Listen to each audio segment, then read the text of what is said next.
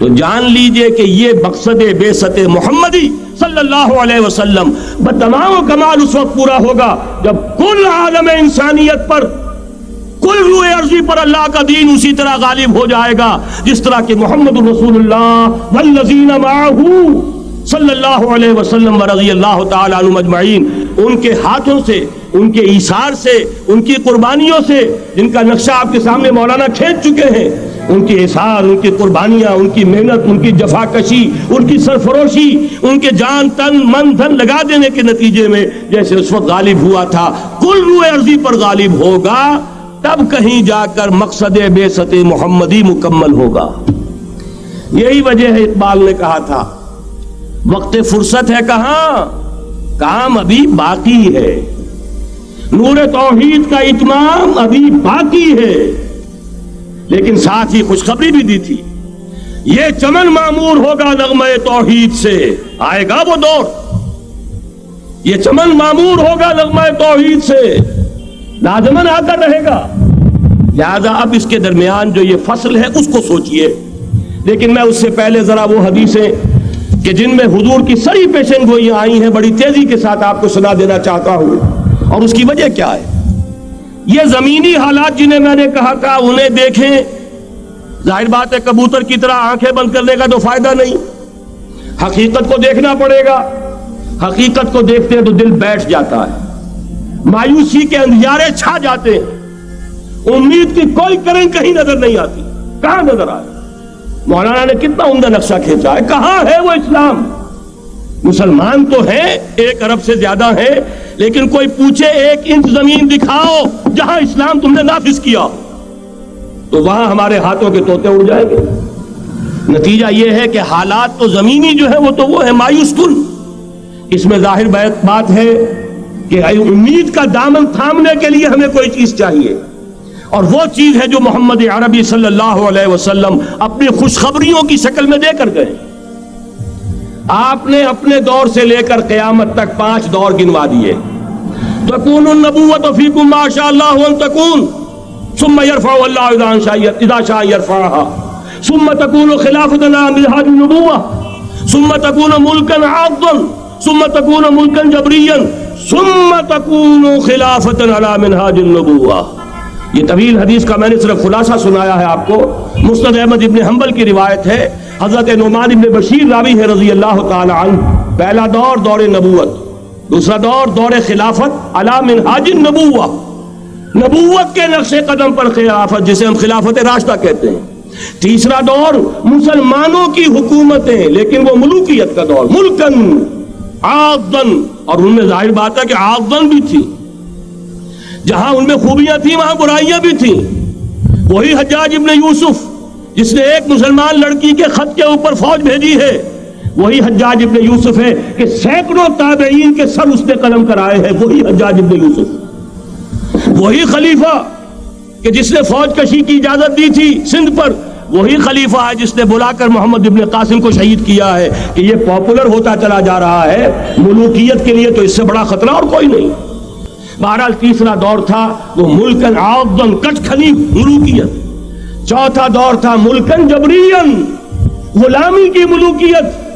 پہلے کم سے کم بادشاہ مسلمان نام کے تو تھے، اب تو ہم ملکہ برطانیہ کے زیر نگی تھے، تاج برطانیہ کے غلام تھے، کہیں بلندیزیوں کے غلام تھے، کہیں کسی اور کے غلام تھے، کہیں اطالویوں کے غلام تھے، کہیں فرانسیسیوں کے غلام تھے۔ یہ چوتھا دور نوٹ کر لیجئے، آدھا ختم ہو گیا، آدھا باقی ہے۔ براہ راست غلامی کا دور ختم ہو گیا، لیکن ریموٹ کنٹرول والی انہی کی غلامی اب بھی چل رہی ہے۔ فیصلہ وہی ہے جو مولانا نے کہا، تسبیح یا امریکہ یا امریکہ یا امریکہ۔ وہی لوگ، وہی ذہن، وہی ان کی بود و باش، وہی ان کی معاشرت، وہی ان کی سوچ، وہی ان کے اقدار، وہی ان کے نظریات، وہی ان کی معاشیات، وہی ان کی معاشرت، ہر شے وہی ہے، صرف رنگ کا فرق ہے اور کچھ نہیں۔ نظام ابھی وہی ہے، چلانے والے بھی انہی کے پرستار ہیں، بلکہ ریموٹ کنٹرول سے وہی چلا رہے ہیں۔ وہ تو آپ کے بجٹ کا بھی فیصلہ کرتے ہیں، آپ کی الیکٹریسٹی کے ریٹس بھی معین کرتے ہیں۔ تو حال یہ ہے کہ ابھی وہ چوتھا دور ختم نہیں ہوا۔ فرق صرف یہ ہے کہ ڈائریکٹ کی بجائے ریموٹ کنٹرول ہے، لیکن حضور کی خوشخبری یہ ہے ثم تکون خلافۃ علی منہاج النبوہ، پھر ایک دور آئے گا خلافت علی منہاج النبوہ کا. یہ محمد الرسول اللہ کی نوید ہے. وہو صادق المصدوق، وہ سچے ہیں، ان کی صداقت پر خود اللہ گواہ ہے. لہذا وہ دور آ کر رہے گا، اس میں کسی بھی بندے مومن کے لیے کسی شک و شبے کی کوئی گنجائش نہیں. اگلی حدیث اگلی سنیے. اب جب یہ دور آئے گا تو عالمی ہوگا، جیو ورلڈ آرڈر نہیں ہوگا، جسٹ ورلڈ آرڈر ہوگا. یہ نیو ورلڈ آرڈر NWO، حقیقت میں جیو ورلڈ آرڈر ہے JWO، لیکن اسی کو بدلنا ہے جسٹ ورلڈ آرڈر آف اسلام، اور وہ گلوبل ہوگا. دو حدیثوں کا تذکرہ کر دوں. حضرت ثوبان حضور کے ایک آزاد شدہ غلام تھے.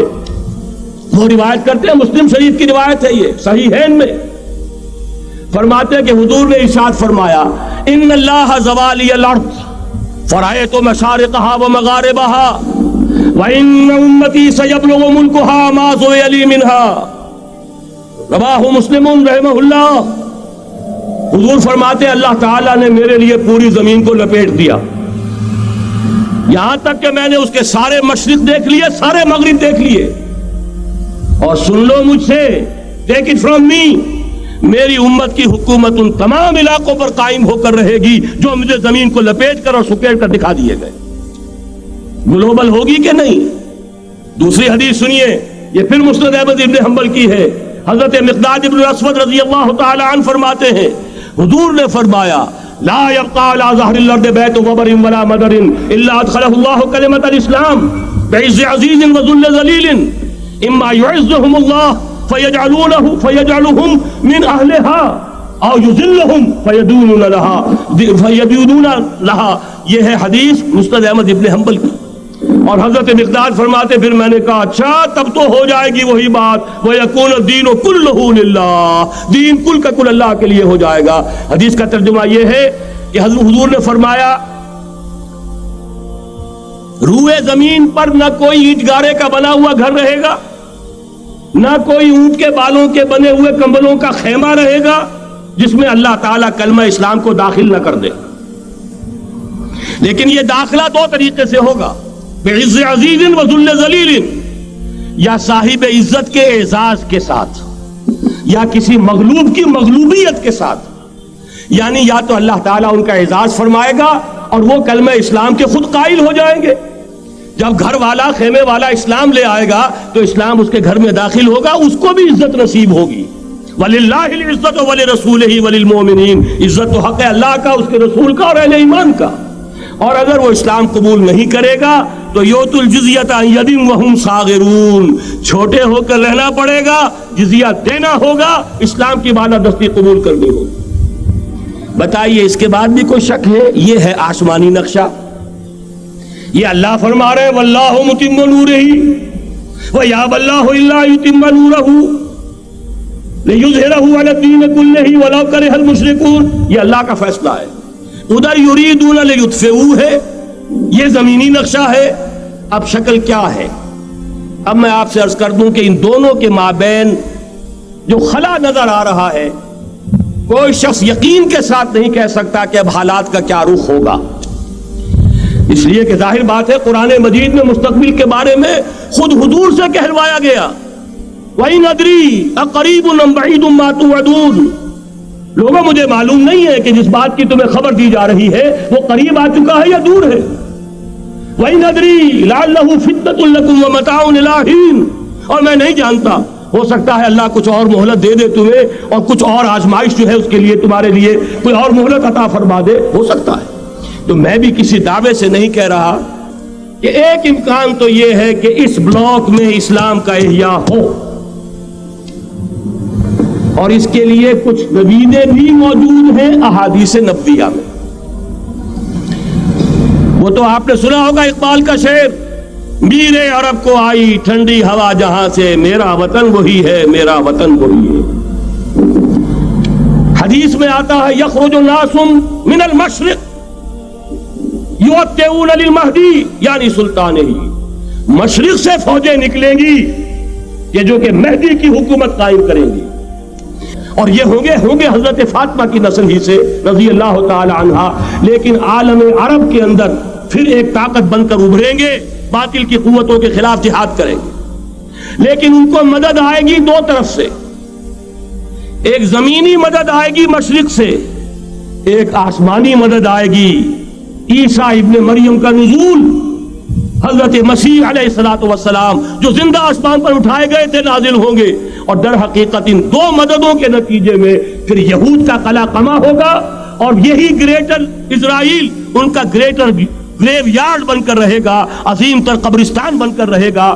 اس کی بڑی واضح حدیثیں موجود ہیں، اس کی بڑی تفصیلی خبریں موجود ہیں، یہ احادیث کی کتب کے اندر، بدقسمتی سے ہماری اس کی طرف توجہ نہیں ہے۔ ایک تو یہ ہو سکتا ہے، اسی طریقے سے ایک اور حدیث ہے، یخرج من خراسان رایات سود، اور یہ مسلم شریف کی روایت ہے، نوٹ کیجئے گا، نہیں ترمذی شریف کی روایت ہے، یخرج من خراسان رایات سود لا يردها شيء حتى تنصب بإيلیا، اور خراسان حضور کے زمانے میں آج کے افغانستان کا نام تھا۔ جتنا خون یہاں پر خلوص کے ساتھ دیا گیا ہے اس کی مقدار بھی کم نہیں ہے، یہاں سے خیر برآمد ہوگا۔ اور دوسری بات اپنے بارے میں نوٹ کر لیجئے، یہ پاکستان، بچا کھچا Pakistan, what remains of Pakistan, یہ اصل میں ہے کیا؟ مولانا بہت خوبصورت انداز میں فرما رہے تھے، یہ 313 نہیں تھے، اسلام تھا۔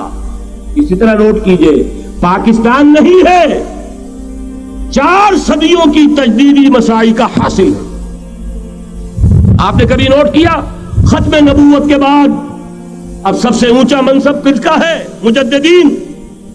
سنن ابی داؤد کی روایت، ان اللہ یبعث فی هذه الامہ علی راس کل 100 عام من یجدد لها دینها۔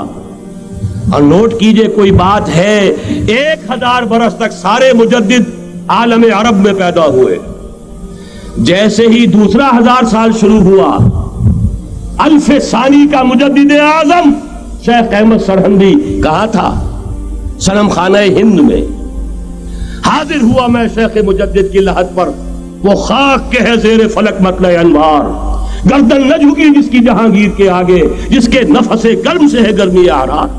وہ پھر 12ویں صدی کا مجدد اعظم امام الہند شاہ ولی اللہ دہلوی، 13ویں صدی کا مجدد اعظم سید احمد بریلوی، اس کے خون کا امین اور اس کے ساتھ کے شہداء کے خون کا امین، ان کے جسموں کا امین آپ کا خطہ ہزارہ، آپ کا خطہ سوات، اس میں ان کی جانیں ہیں جو دی گئی ہیں۔ اور وہ نہایت میں آپ سے عرض کر دوں، دور صحابہ کے بعد اتنا خالص اسلامی جہاد پوری مسلمان تاریخ میں نہیں ملے گا جتنا وہ تحریک شہیدین کا۔ 14ویں صدی ہجری میں شیخ الہند جیسا مجاہد اعظم کہ انگریز نے گرفتار کر کے قید بھی کیا ہے، تو کہاں ہندوستان میں نہیں، کہاں جزیرہ سائرس، کیا نام تھا؟ مالٹا، جزیرہ مالٹا بحر روم میں۔ اقبال کے نفس سے ہے لالے کی آگ تیز، ایسے غزل سرا کو چمن سے نکال دو، کہیں ہندوستان کی کسی جیل میں ہوا تو شاید اس کے نفس کی گرمی ہی سے کوئی حرارت پیدا ہو جائے۔ اور اسی صدی میں 14ویں صدی ہجری میں اقبال جیسا مفکر، اسی 14ویں صدی ہجری میں مودودی جیسا مصنف، اسی 14ویں صدی ہجری میں مولانا الیاس جیسا مبلغ رحمہم اللہ، عظیم شخصیتیں آج پورے عالم اسلام میں آپ کو تبلیغی دوست ملیں گے۔ یہ کہاں سے شروع ہوئی تحریک؟ دہلی کی ایک چھوٹی سی مسجد سے، وہ مسجد بنگلے والی اب تو بڑی عالیشان ہو گئی ہے، جب وہاں شروع ہوا تھا کام بڑی چھوٹی سی مسجد۔ یہ سارے کام یہاں کیوں ہوئے؟